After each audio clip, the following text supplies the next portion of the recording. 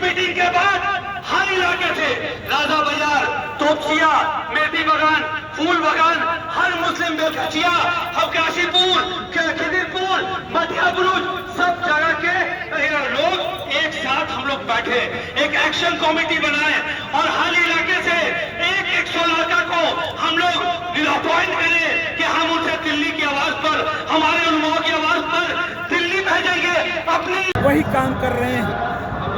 آزاد بھارت میں بھی ہندو اور مسلمانوں کے اندر میں دراریں پیدا کر رہے ہیں، لیکن میں پاک سرکس کے چوراہے سے یہ آواز دے رہا ہوں، یہ صرف مسلمانوں کی وقف کی امینڈمنٹ بل یا ان کی پراپرٹی کو کھانے کا مسئلہ نہیں ہے، بلکہ آنے والا سمے ہندوؤں کے ہندو ٹرسٹ کی زمین، مندروں اور مٹھوں کی زمین کو بھی یہ لوگ ہڑپ جائیں گے، ان کے دان پیٹیوں کو بھی ختم کر دیں گے، بدھ سماج کی زمینوں کو بھی ہڑپ کر جائیں گے، سکھ سماج کی زمینوں کو بھی ختم کر دیں گے، عیسائیوں کی بھی زمین کو یہ لوگ ہڑپ کر دیں گے.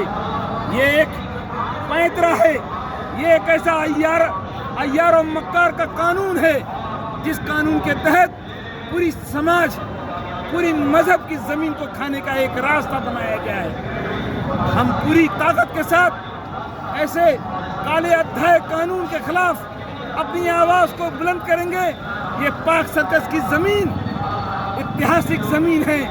پاک سرکس کا چوراہا ہندوستان کی آواز کو بلند کرے گا اور ہندوستان کے کونے کونے پر اس آواز کو پہنچائیں گے. مسلمان اپنی زمین کو بچانے کے لیے، اپنے وقف کو بچانے کے لیے اپنی قربانیاں دینے کے لیے تیار ہیں.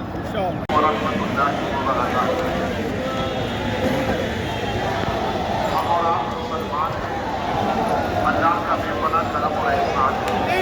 اللہ نے ہمیں اسلام کا پیروکار بنایا اور امن و سلامتی کے قیام کی ذمہ داری اللہ نے بتا دی.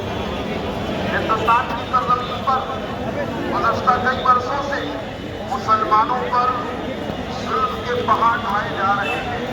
ہم نے اور آپ نے دیکھا کہ جب بھارتیہ جنتا پارٹی اقتدار میں آئی تو لنچنگ کا سلسلہ شروع ہوا اور دیکھتے ہی دیکھتے ملک کے دور وقت میں سینکڑوں بے گناہوں کو، سینکڑوں بے غور مسلمانوں کو لنچ کر دیا گیا.